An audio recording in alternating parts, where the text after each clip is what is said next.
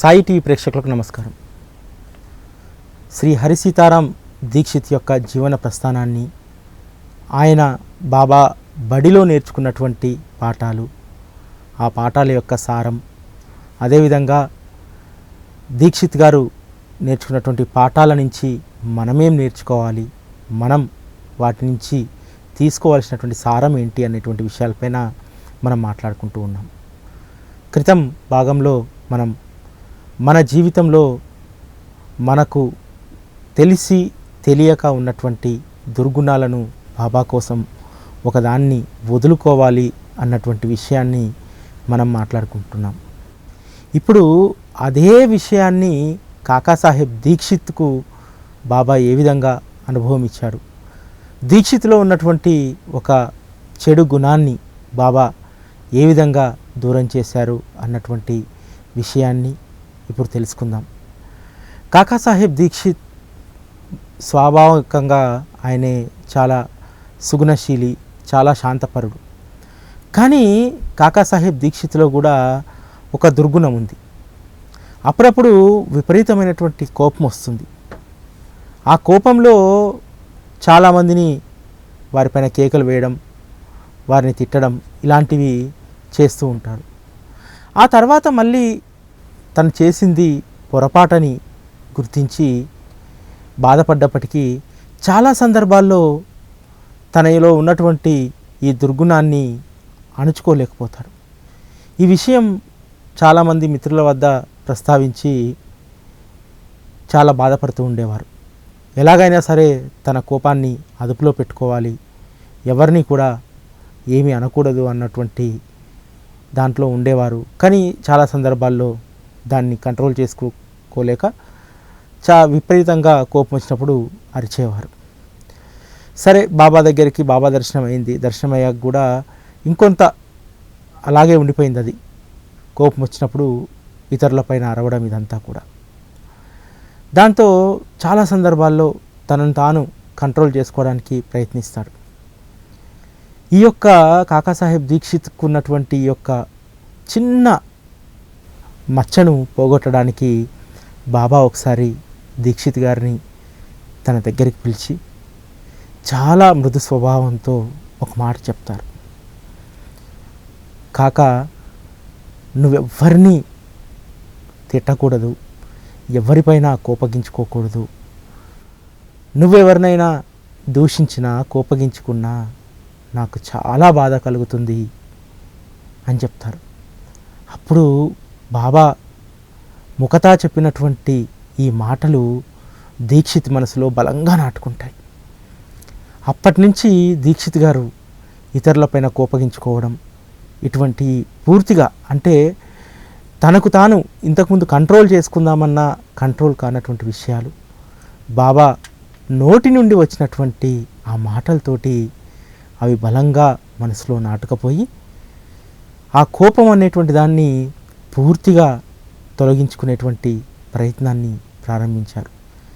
ఎందుకంటే బాబా సమక్షంలో దీక్షిత్ గారు తన ఆధ్యాత్మిక సాధనలో భాగంగా భావార్థ రామాయణం, అదేవిధంగా ఏకనాథ భాగవతం ఇవన్నీ నిత్యం పారాయణ చేస్తుండేవారు. ఆ పారాయణ, అదేవిధంగా బాబాతో ఉన్నటువంటి సాంగత్యం ఇవన్నీ కూడా చంద్రుడికి ఉన్నటువంటి ఒక మచ్చలాగా ఉన్నటువంటి తనకు కోపం అనేటువంటి మచ్చ పూర్తిగా తొలగిపోతుంది. దాంతో చాలా తను ఆంతరింగకంగా ఉన్నటువంటి మృదు స్వభావం, ఒక మాటలో చెప్పాలంటే ఇంతింతై వటుడింతైనట్టు పూర్తి శాంత స్వభావంలోకి దీక్షిత్ గారు వచ్చారు. అంటే దీనంతటికీ ఒకే ఒక మాట బాబా చెప్పినటువంటిది, నువ్వెవరినైనా దూషించినా లేకపోతే ఎవరిపైన కోపగించుకున్నా అది నాకు చాలా బాధ కలుగుతుంది అన్నటువంటి ఒకే ఒక మాట ఎంత గొప్ప మార్పు తెచ్చింది దీక్షిత్ గారి జీవితంలో. దీన్ని మనందరం కూడా అర్థం చేసుకోవాలి. బాబా వచనాల్లో, బాబా సూక్తుల్లో మనకు చాలా విషయాలు చెప్పారు. బాబా సచ్చరితలో కూడా చాలా విషయాలు మనకు చెప్పారు. మనలో ఉన్నటువంటి దుర్గుణాలను పోగొట్టుకోవడానికి బాబా ఏదైతే చెప్పారో, బాబా జీవిత చరిత్ర గ్రంథంలో కానీ, బాబా ఏకాదశి వచనాల్లో, అదేవిధంగా బాబా నోటి నుండి జాలువారినటువంటి అనేక రకాలైనటువంటి మాటలు మనకు సాయి సచ్చరితలో దర్శనమిస్తుంటాయి. వాటిని ఒక్కసారి మనం చదువుకొని మనలో ఉన్నటువంటి దుర్గుణాలను మనం పోగొట్టుకోవడానికి ప్రయత్నం చేయాలి. ఆ రోజు దీక్షిత్ గారు బాబా చెప్పినటువంటి ఒక్క మాటకు, ఆ ఒక్క మాటను మనసులో నాటించుకొని ఎప్పటికీ దాన్ని గుర్తు చేసుకుంటూ ఆయన తనలో ఉన్నటువంటి కోపం అనేటువంటి దుర్గుణాన్ని దూరం చేసుకున్నారు. మనం కూడా దీక్షిత్ గారిలాగా చాలా విషయాలను, మనలో ఉన్నటువంటి దుర్గుణాలను మనం దూరం చేసుకోవచ్చు. అదేవిధంగా ఇంత మార్పు వచ్చినటువంటి దీక్షిత్ గారిలో చాలా రకాలైనటువంటి మార్పులు. ఆయన సర్వజీవుల్లోనూ భగవంతుణ్ణి చూసేటువంటి ఒక నైజాన్ని పెంచుకున్నారు. నిజంగా ఆ తత్వంలోకి వెళితే ఎంత అద్భుతంగా ఉంటుందంటే, దీక్షిత్ గారు జీవితంలో మనం కొన్ని ఉదాహరణలను మనం పరిశీలించినట్టయితే ఎంత అద్భుతంగా ఉంటుందంటే, ఆయన ఒకరోజు విల్లేపార్లేలోని తన ఇంట్లో కూర్చొని మిత్రులతో చర్చిస్తూ ఉంటారు. అక్కడ బెంచి కింద నుంచి తేలు మెల్లగా ఆ కుర్చీపైకి వెక్కుతూ ఉంటుంది. అక్కడ ఉన్నటువంటి దీక్షిత్ గారి మిత్రులు చూసి కంగారు పడిపోయి, ఒకరు కర్ర తీసుకోవడానికి, మరొకరు దాన్ని తరమడానికి, చంపడానికి, ఇంకొక అతను చెప్పు తీసుకొని దాన్ని దెబ్బ వేయడానికి కూడా సిద్ధమైతే, దీక్షిత్ గారు చాలా నెమ్మదిగా ఆ కుర్చీలో నుంచి లేచి, మీరు ఏమీ కంగారు పడొద్దు, అది మనల్ని ఏమీ చెయ్యదు అని చెప్పి బయటికి వెళ్ళి ఒక కర్రను తీసుకొస్తారు. అందరూ అనుకుంటారు మిత్రులు, ఆ కర్రతోటి దీక్షిత్ గారు ఆ తేలును చంపి బయటపడేస్తారని చెప్పి. కానీ దీక్షిత్ గారు అందుకు విరుద్ధంగా ఆ కర్రతోటి తేలును వీలున్నంత దూరం తరిమి దాన్ని ప్రాణభిక్ష పెడతారు. అంతటి మృదు స్వభావాన్ని, సుగుణశీలతను దీక్షిత్ గారు అలవర్చుకున్నారు. ఇంకొక సంఘటనలోకి మనం వెళ్తే, నిజంగా బాబా మార్గంలో బాబాను పరిపూర్ణంగా అర్థం చేసుకున్నటువంటి వారు, సర్వజీవుల్లోనూ సాయి ఉన్నాడు అన్నటువంటి సత్యాన్ని తెలిసినటువంటి వారు ఖచ్చితంగా ఈ యొక్క సంఘటనను మనస్ఫూర్తిగా వినండి. షిరిడీలో దీక్షిత్ వాడాలో విపరీతంగా నల్లులు ఉండేవి. మేడపైన పడుకునేటువంటి వారు ఒక్కరోజు ఒక దగ్గర పడుకుంటే మరుసటి రోజు వారి యొక్క పక్కలను మరొక చోటికి మార్చేవారు. అలా మార్చి పడుకునేవారు. ఎందుకంటే నల్లులు విపరీతంగా కుట్టేవి, దాంతో నిద్రాభంగం జరిగేవి. కానీ కాకాసాహెబ్ దీక్షిత్ గారు ఏనాడు కూడా తాను పడుకున్నటువంటి ఆ యొక్క పానుపును ఏ రోజు పక్కకు జరపలేదు. రోజు ఏ స్థానంలో పడుకుంటారో అదే స్థానంలో పడుకునేవారు. అయితే ఒకరోజు నానాసాహెబ్ చందోర్కర్ గారు బస చేయడానికి దీక్షిత్ వాడకు వస్తారు. అక్కడ నల్లులు విపరీతంగా ఉన్నాయన్నటువంటి దాన్ని ఇంతకుముందే గుర్తించినటువంటి చందోర్కర్ గారు వచ్చేటప్పుడు నల్లుల మందు తీసుకొస్తారు. నల్లులు చంపడానికి ఉపయోగించేటువంటి పౌడర్ను తీసుకొస్తారు. తీసుకొచ్చి తను పడుకునేటప్పుడు ఆ పక్కపైన ఆ నల్లులను చంపడానికి ఉపయోగించేటువంటి ఆ పౌడర్ను ఆ పక్క చుట్టూ పక్కపైన చల్లుకొని తను పడుకునేవారు. ఇలా చాలా రోజులు జరిగింది. తర్వాత చందోర్కర్ గారు వెళ్ళిపోయేటప్పుడు ఆ యొక్క నల్లులను చంపేటువంటి ఆ పౌడర్ అక్కడే వదిలి వెళ్తారు.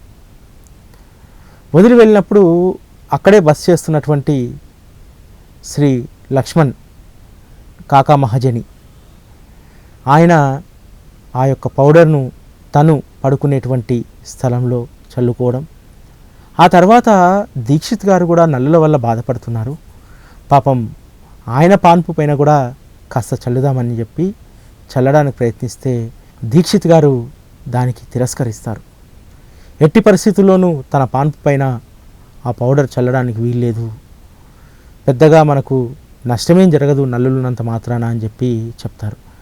ఎందుకు నువ్వు రాత్రిపూట అందరికీ చాలా నిద్రాభంగం అవుతుంది, నువ్వు కూడా హాయిగా పడుకో, ఏమవుతుంది దానివల్ల, నల్లులు విపరీతంగా ఉన్నాయి, నువ్వు అలా నల్లులతోటి కుట్టించుకొని పడుకోవడం సరికాదు అని చెప్పి కాకా మహాజని హితవు పలుకుతారు. దానికి హరి సీతారాం దీక్షిత్ గారు చెప్పినటువంటి సమాధానం వింటే నిజంగా మన శరీరం అంతా కూడా రోమాంచితమవుతుంది. ఏమంటారంటే, మామూలుగా ఇతర క్రిములు అంటే చీమలు కుడితే మనకు శరీరం అంతా కాస్త మంటగా ఉంటుంది. అదేవిధంగా దోమలు కుట్టినా మంటగా ఉంటుంది. దోమలు చీమల కంటే నల్లులు చాలా చిన్న ప్రాణులు. అవి కుట్టడం వల్ల మనకు పెద్దగా నొప్పేమీ తెలియదు. ఎందుకంటే చీమలు దోమలు కుట్టడంలో ఆ నొప్పి కంటే ఈ నొప్పి దాని ముందు చాలా చిన్నది. అయినా సరే చిన్న చిన్న అంటే ఆ నల్లులు కుట్టడానికే మనం ఆ బాధకే మనం భరించలేకపోతే ఒక గండు చీమలో లేకపోతే తేలో కుడితే మనం ఆ బాధను ఎలా భరిస్తాం? ఆ బాధ కంటే ఈ బాధ చాలా చిన్నది కదా. చీమలు ఇతర ఆహారాన్ని తీసుకొని బ్రతుకుతాయి. అంటే చక్కెర లేకపోతే ఇతర ఆహార వస్తువులో అవి తీసుకున్నవి బ్రతుకుతాయి. ఈ సృష్టిలో కేవలం మానవుడి శరీరంలోని రక్తంపైనే ఆధారపడి బతికేటివి ఒక నల్లులు మాత్రమే. ఆ నల్లులు మన పక్కలో ఉంటే మనకు జరిగే నష్టం ఏమీ లేదు. ఎందుకనంటే రాత్రంతా కూడా అవి కుట్టినా మనలోంచి రక్తం తారినా ఒక ఔసు కూడా అవి మన శరీరం నుంచి తీసుకోలేవు ఆ రక్తాన్ని. మన శరీర తత్వం మన శరీర ధర్మాన్ని బట్టి ఒక ఔసు రక్తం పోయినంత మాత్రాన మనకు కలిగే నష్టమేమీ లేదు. అంతేకాదు, ఆ ఔసు రక్తం పోతే 4 ఔసుల రక్తం మన శరీరంలో ఉత్పత్తి అవుతుంది. కాబట్టి కేవలం మానవ శరీరంలోని రక్తం పైన ఆధారపడి జీవించేటువంటి ఆ నల్లులను మనం కఠినంగా వాటిని నివారించాలనుకోవడం కూడా తప్పే అని చెప్పి చెప్తారు. నిజంగా ఎంతటి విశ్లేషణ, ఎంతటి మానవతా ధర్మం. ఎందుకంటే ఒక మానవతా ధర్మం, మానవతా దృక్కోణమే కాదు, తను పరాయి జీవుల్లో అంటే అన్ని జీవుల్లో నిజంగా నల్లులు చాలామందికి కంటికి కూడా కనిపించవు. అంటే కంటికి కనిపించినటువంటి జీవుల పట్ల కూడా దీక్షిత్ గారు అంతటి ప్రేమతో ఉన్నారంటే సాయి సాంగత్యంలో తను ఏమి నేర్చుకున్నారనేది మనం అర్థం చేసుకోవాలి. అసలు ఈ సంఘటనను మనం ఎవరైనా ఊహించగలుగుతామా? నిజంగా మనకు ఎవరికి తెలుసు? కేవలం నల్లులు మానవ శరీరంలోని రక్తంపైనే ఆధారపడి జీవిస్తాయన్నటువంటి నిజాన్ని, సత్యాన్ని గ్రహించి వాటికి తన శరీరంలోని రక్తాన్ని ఆహారంగా పంచే ఒక ఔదార్యం ఒక దీక్షిత్కే ఉంటుంది. ఎందుకంటే మనం మామూలుగా చిన్నగా సన్నగా చెవి దగ్గర దోమ వాలితేనే మనం భరించలేము. అటువంటిది అంత ప్రతి జీవిలో కూడా భగవంతుని చూసేటువంటి ఒక గొప్ప నైజాన్ని, గొప్ప తత్వాన్ని దీక్షిత్ గారు ఆకలింపజేసుకున్నారు. అందుకనే సాయి భక్తుల్లో దీక్షిత్ గారు ఒక మణిలా వెలిగిపోయారు, ఒక రత్నంలా ఉండిపోయారు. వారి జీవితం మనందరికీ ఒక ఆదర్శప్రాయమైంది. నల్లుల గురించి దీక్షిత్ గారు చెప్పినటువంటి విషయాలను విని కాకా మహాజని అవాక్కైతాడు. దీక్షిత్లో వచ్చినటువంటి మార్పును చూసి ఆశ్చర్యానికి గురవుతాడు. ఎందుకంటే మొదటి నుంచి కూడా దీక్షిత్ గారు చాలా సున్నితమైనటువంటి మనస్తత్వం కలిగినటువంటి వాళ్ళు. ఎవరు ఏది అడిగినా లేదు, కాదు అని చెప్పి సమాధానమే వచ్చేది కాదు. అంత సుగుణశీలి, స్నేహశీలి కూడా. ఎందుకంటే సహాయం కోరి వచ్చినటువంటి వారికి ప్రతి ఒక్కరికి కూడా ఆ రోజు షిర్డీలో ఎవరున్నారు అంటే దీక్షిత్ గారు ఉన్నారంటే దీక్షిత్ గారి దగ్గరికి వెళ్ళేవారు. అలా అని చెప్పి ఆయన చేసేటువంటి పనుల్లో కానీ లేకపోతే ఆయన ఔదార్యం కానీ ఆయనలో ఒక నటన అనేది కనిపించకపోయేది. ఒక వాస్తవ దృక్కోణం ఆయనలో చూసేవారందరూ కూడా. ఇంకొక విషయానికి మనం వెళ్తే కాకాసాహెబ్ నివాసంలో అంటే విల్లేపార్లేలో ఇంటికి ఏ జీవి వచ్చినా సరే ఆ జీవికి కడుపు నిండా అన్నం పెట్టేవారు. మనం ముందు మాట్లాడుకున్నట్టు దీక్షిత్ గారి గృహంలో అతిథి లేని పూట ఉండదంటే అతిశయోక్తి కాదట. ఒకవేళ లేకపోతే ఎవరైనా మిత్రులు ఏదైనా పని మీద ముంబైకి కానీ విర్లేపార్లేకి కానీ వచ్చారా, వచ్చింటే వారు ఎక్కడున్నారో వెళ్ళి మరీ తీసుకొచ్చి వారికి అతిథి మర్యాదలు చేసేవారట దీక్షిత్ గారు. అలా దీక్షిత్ గారి ఇంట్లో ఒకరోజు భోజనం చేస్తున్నప్పుడు ఒక పిల్లి వచ్చింది. ఆ పిల్లి వచ్చి దీక్షిత్ గారు పళ్ళెం పక్కన కూర్చొని ఉంటే దానికి సరిపడా ఆహారం ఆయన్నే స్వయంగా పెట్టారు. అలా ఆ 1/3 అయ్యాయి. ఆ 3 కాస్త 9 అయ్యాయి. దీక్షిత్ గారు భోజనానికి కూర్చున్నారంటే ఆ పళ్ళెం చుట్టూ ఆ విధంగా ఆ పిల్లులు మూగేవట. ఆయన వాటికి తన పళ్ళెంలో నుంచి తీసి గోరుముద్దలు పెట్టి వాటి ఆకలి తీరిన తర్వాత ఆయన భోజనం చేసేవారట.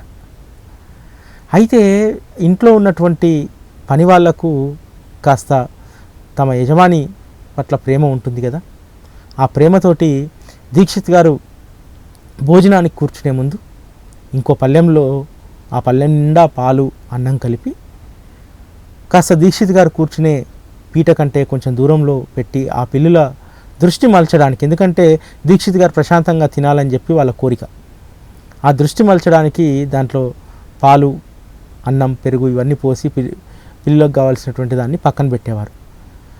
అయితే అక్కడికి ఒక 6-7 పిల్లులు పోయినా సరే మరో 2 పిల్లులు మాత్రం దీక్షిత్ గారి కోసం దీక్షిత్ గారు కూర్చునేటువంటి ఆ పళ్ళెం దగ్గరే కూర్చునేవట.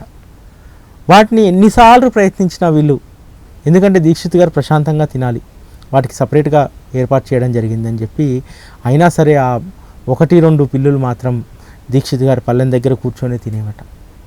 దీక్షిత్ గారు కూడా ఎంతో ఓపికగా వాటికి ఆహారాన్ని అందించి చక్కగా వాటి కడుపు నింపేవారట. దీక్షిత్ గారి ఇంట్లో ప్రతిరోజు కూడా ఒక సేరు బియ్యం కానీ ఒక సేరు సజ్జలు కానీ ఈ జంతువులకు పెట్టడానికి ప్రత్యేకంగా వండించేవారట. ఎందుకంటే దీక్షిత్ గారి ఇంటి చుట్టూ దాదాపు ఒక 10-20 వీధి కుక్కలు ఆహారం కోసం ఎదురు చూసేటివట. మొదట 1-2గా వచ్చినటువంటి కొన్ని రోజుల తర్వాత 20 వీధి కుక్కలు దీక్షిత్ గారి ఇంటి ముందు ఆహారం కోసం ఎదురు చూసేవట. ఎందుకంటే ప్రతి జీవిలో కూడా ఉన్నది పరమేశ్వరుడని భావించేటువంటి దీక్షిత్ గారికి వాటి సంఖ్య పెరిగినా కొద్దీ సంతోషం వేసేదట. ఈరోజు నేను ఇన్ని జీవులను నేను తృప్తిపరిచాను అనేటువంటి ఒక ఆత్మ సంతృప్తి, వాటికి చేసినటువంటి సేవ ఆ పరమాత్మునికి చేసినట్టే అని చెప్పి దీక్షిత్ గారు భావించేవారట. దీక్షిత్ గారు ఊర్లో ఉన్నా లేకపోయినా వాటికి జరిగేటువంటి సపర్యాయాలు మాత్రం ఆగకపోయేటియట. ఆయన కరాఖండిగా ఇంట్లో ఉన్నటువంటి పని వాళ్ళకి చెప్పేవారట, ఖచ్చితంగా వాటికి మీరు ఆహారాన్ని అందించాలి, వాటికి ఆహారం పెట్టాలని చెప్పి. ఎంత అద్భుతమైనటువంటి సంఘటన! ఆ దృశ్యం మనం కూడా ఒకసారి ఊహించుకుంటే మనకు కూడా ఏదైతే మనం ఈరోజు సాయి టీవీ ఆఫీస్ ఉందో, మేము వచ్చినటువంటి దాదాపు 2-2.5 సంవత్సరాల క్రితం 1-2 కుక్కలు ఉండేటివి ఇక్కడ. అలాంటిది ఈరోజు 5-6. ఎందుకంటే వాటిని మనం చూసేటువంటి తీరు, వాటికి చేసేటువంటి సేవ, వాటికి అందించేటువంటి ఆహారంతో అవి తృప్తిగా ఉండటమే కాకుండా తమ సహచరులను కూడా తీసుకొస్తాయి. విర్లేపార్లేలో మనం ఇంతకుముందే మాట్లాడుకున్నాం, 1-2 కుక్కలు కాస్త 20 కుక్కలే అని చెప్పి. ఆ విధంగా ప్రతి జీవిలో కూడా ఉంటుంది. తను ఆహారం తీసుకొని తన ఆకలి తీరిన తర్వాత తన మిత్రులకు, మనం ఏ విధంగా అయితే మనం మానవులుగా మిగతా మిత్రుల గురించి ఆలోచిస్తామో అవి కూడా ఆ జీవులు కూడా తమ మిత్రుల గురించి ఆలోచిస్తాయి. ఆ విధంగా అన్నీ అలా ఐకమత్యంగా ఒక దగ్గర ఉంటాయి. చాలామందికి ఒక అనుభవం ఏంటంటే, ఎక్కడైతే ఈ శునకాలు ఎక్కడ ఉంటాయో అక్కడ బాబా కొలువై ఉంటారనేది, ముఖ్యంగా దత్తాత్రేయ స్వామికి సంబంధించినటువంటి అంశం ఉంటుందని చెప్పి అందరూ చాలామంది నమ్ముతారు. కాబట్టి ప్రతి జీవులోనూ పరమేశ్వరుడు ఉన్నాడు అన్నటువంటి ఒక భావనతో దీక్షిత్ గారు ఆ విధంగా ఉండేవారు. ఈ విధంగా కాకాసాహెబ్ దీక్షిత్ గారు సాయి ఆజ్ఞను శిరసావహిస్తూ, ఎందుకంటే సద్గురు చరణాల వద్దకు చేరిన తర్వాత మన ఆలోచన, మన వివేకం ఇవన్నీ కూడా అక్కడేం పనిచేయవు. ఆయన మాత్రమే సర్వస్వం అని చెప్పి నమ్మినటువంటి వారిలో ప్రథముడు శ్రీ కాకాసాహెబ్ దీక్షిత్ గారు. ఎందుకంటే చాలా వివేకంతో ఆలోచించేవారు. అక్కడ బాబాగారి దగ్గర ఉన్నన్ని రోజులు కూడా ఎంతో నేర్పుతో, ఓర్పుతో బాబా చెప్పేటువంటి పనులన్నీ కూడా చేసేవారు. బాబా నోటి నుంచి జాలువారేటువంటి ముత్యాల్లాంటి ప్రతి ఒక్క మాటను ఒడిసి పట్టి మూట కట్టుకునేవారు. ఎందుకంటే బాబా ఎప్పుడు ఏం మాట్లాడతాడా, అందులో ఉన్నటువంటి అంతరార్థం ఏంటి, ఇదంతా కూడా ప్రతిరోజు ఆ మాటల కోసం, ఆ అనుభూతి కోసం పరితపించేవారు. అందుకనే కాకాసాహెబ్ దీక్షిత్ సాయి భక్తుల్లో ఒక ఆణిముత్యమయ్యారు. నిజంగా ఒక వజ్రమని మనం చెప్పాలి. ఆ యొక్క మనస్తత్వం, ఆయన యొక్క విజ్ఞత కేవలం సాయిబాబా ఉన్నన్ని రోజులు మాత్రమే కాదు, సాయిబాబా మహాసమాధి తర్వాత కూడా ఆయన చేసినటువంటి సేవ మనం భవిష్యత్తులో తెలుసుకుంటాం. చాలా ఉన్నతమైనటువంటి సేవ. ఎలాంటి పదవులను ఆశించలేదు. ఆ తర్వాత కూడా ఎలాంటి పేరు ప్రఖ్యాతలను ఆశించలేదు. పూర్తిగా కేవలం సాయి పాదదాసుడై సాయి సేవలోనే నిమగ్నమయ్యాడు.